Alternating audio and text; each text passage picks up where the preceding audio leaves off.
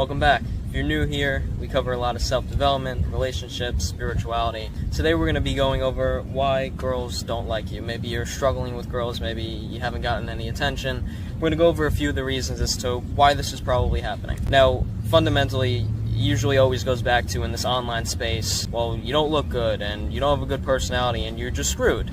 But this is not true at all, or all girls just want my money, or I need to be 6 foot and I need to make $100,000 a month. All this stuff it's all garbage, and you see all these girls in these interviews say this is what they need, this is what they desire, but the same girls that are saying that in interviews are gladly accepting guys that make $40,000 a year and don't even enjoy their lives, right? Back to why you might be struggling. You might not be the best looking guy, you might not be 6 foot, but these things don't really matter. The biggest thing that matters is energy. Everybody's throwing around the word vibe nowadays. This is the feeling that you get when anybody walks into the room. When you walk into a room, this is the energy that you're bringing. This is the first thing that people are picking up on. You think that people cannot feel your emotions and feel the energy that you bring? They can. When you're upset, when you're angry, people can tell, and you can tell this too. You know, when somebody walks in the room, you can tell that they're taking up a lot of presence, or they seem like they're angry, or you just get a weird feeling about them. This isn't an accident. It's not a coincidence. There's a purpose, there's a reason as to why this is happening. A lot of the times this is what they're projecting out into the world, this is how they're feeling. And so it's kind of contagious. When somebody walks into the room and they feel confident, then that confidence might rub off on you, or you get a little intimidated. It depends how you view the situation, depends how your brain responds to it, depends how you feel about yourself. Now, if you're objectively not that much of an attractive person, that's okay. There's things you can do to improve upon that. Obviously, if you're uncomfortable with your facial structure, you can get something like plastic surgery, but instead of focusing on trying to set that goal, set the goal of eliminating your insecurity, because you don't necessarily have to change everything about you, you just have to change the way you view yourself. If we think about somebody who's 6 foot, big guy, muscular, has confidence, people are naturally attracted to this type of person because of their height, the energy that they bring. It signifies power, it signifies their overarching presence. Now, a lot of people go back to, well, I'm not that tall, like there's no way I can get girls to give me attention or this and that. I'm 5'6", and in the past I've thought to myself, you know, it would be nice if I was taller, but instead of saying I'm 5'6" and I'm not tall, nobody's ever gonna like me, I said, okay, I'm 5'6", I can't really change this, but what in my life can I change? And there's a lot of things you can do. You go in the gym, you find passions for yourself. And these two things right here, when you look good, people say, oh, you look good, you feel good. You do.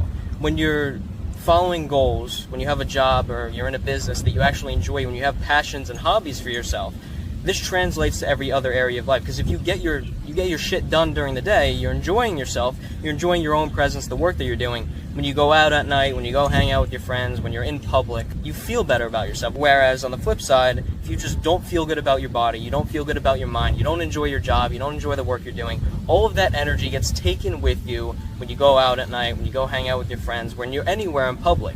You see this in people's postures. When you see somebody walking and their shoulders are hunched down and they're not walking with their chest out, you instantly think to yourself, subconsciously, this person isn't really confident. I don't know if I really want to be around them. I don't know if they're going to be the right type of person that I want to even talk to. And this is off-putting, right? So you have to look at yourself and say, okay, if girls or people in general aren't really attracted to me as a person, you have to ask yourself why. Because you could play the victim and say, well, the world is just out to get me and nobody likes me and it's game over for me. Like, if there's 2 people that really don't like you, but you have 10 other people that love you, it's probably just those 2 people's opinions of you, right? Nobody is ever going to like you. Not every single person you meet is not going to like you. There's always going to be people that dislike you. There's always going to be people that hate you.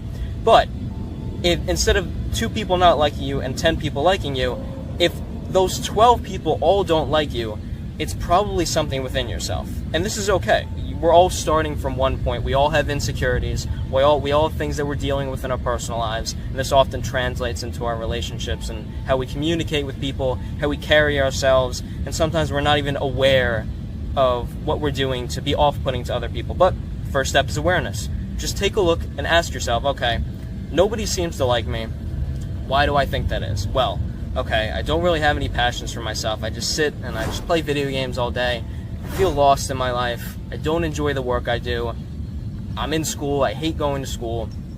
What can you do in your life to change yourself so that you become better, and then you also become better in your relationships? Because it usually naturally correlates. Not always, because, for example, a lot of guys are like, oh, well, I'm going to get in the gym, I'm going to get a six-pack, I'm going to look great, and girls are automatically going to love me. Generally speaking, that's not how it works. I knew a guy, really skinny, and he actually built himself up, looks absolutely amazing. But he did that primarily because, he was insecure in himself and he wanted to better himself, but he was also really desperate to get girls. And it didn't translate. He was bigger, but he was still insecure with himself. And this then goes back to the philosophy, which I talk about a lot, which is when you're improving yourself in any area of life, don't look at it as, I want to make my life better because I suck and I'm insecure and nobody likes me, therefore I just need to get better. And instead saying, not I need to get better because I hate myself, but I need and I want to get better because I love myself. Because I'm here on earth for not that long, and in my experience here, I want to become the best possible version of myself. And you can't do that by improving based on negativity, based on hate off of yourself. It never works, because you'll get that six-pack, you'll make $100,000 a month, you'll get whatever, you'll achieve as many goals as you possibly want, and you'll never feel fulfilled because everything stems from within. You can have every materialistic item in this entire world, and it won't do a thing for you. It'll do a little bit, like obviously you have more money, you can buy things, you can go on more trips, this and that, but it's short-term pleasure, right? It's never long-term. So we have to take a step back and look at ourselves. Okay, if nobody really likes us, why? Not really passionate about anything. And when you're not passionate about anything, you think about your day is always a drag. And then since your day is a drag, you come home, you feel like crap, maybe you do a little bit more, maybe you do get in the gym, and then you're plump for the rest of the night, you just sit down, you watch TV, and you're just hopeless. Your feeling of hopelessness translates to your relationships. It carries over. Whenever you meet somebody new, whenever you're talking to the people you already know, people can read this. Now, they might not be able to tell why you're upset or why you feel like shit or why you just have no energy within you. They might not be able to tell why, but they're going to have a feeling that you feel that. There's a lot of things we can improve in the general just relationship realm of learning how to communicate better, but it first starts with us. If we don't feel good about ourselves, we're also not going to feel good about our relationships, and nobody else can change the way we feel about ourselves. People can give certain pointers and you can take certain information and apply it, but until you actually do that and change the way you view yourself, it doesn't matter how everyone else views you. We take the concept of famous people. There's famous people, celebrities all the time, that take their own lives. And you say to yourself, well, why? How could they even think about doing that? How could they ever do that? They have all the money in the world, they have all the attention they want, everybody loves them, blah, blah, blah, list goes on. If this isn't the perfect example to show you that that's not the answer to fulfillment in your life, I don't know what is. What you feel inside is always going to translate to every other area of your life. So focus on feeling good within yourself. There's so many different ways to do this, like we were talking about before. You can start to get in the gym, but these things they're one component, right? Everything's a balance. You need to feel good about yourself mentally, build up the confidence within yourself, work on your communication skills and not being as socially anxious. How do you do this? How do I even do this? The smallest step possible. I used to be the most socially anxious person I knew. I had friends who were, I was 16 and they were going up to girls and talking to people, and I was in the background. I couldn't do it. And the reason I couldn't do that is because of the way I thought about myself. I thought to myself, well, nobody's going to like me. I hated going to school. I hated what I was doing with my life. And so that carried over into every other area of life. A lot of improvement that you'll make in your life will come from taking information and applying it. If you enjoy video games, you'll probably enjoy this analogy. Alright, this right here, this says fitness, confidence, passion, relationships. If you're at all different levels in this, you might be at a level 3 in fitness, 2 in confidence, 5 in passion. So all of these combine to then carry over into your relationships, right? There's a balance to everything. You can't have one without the others. If you're passionate about your work and it's at like a 5 out of let's say 10, that's kind of shit.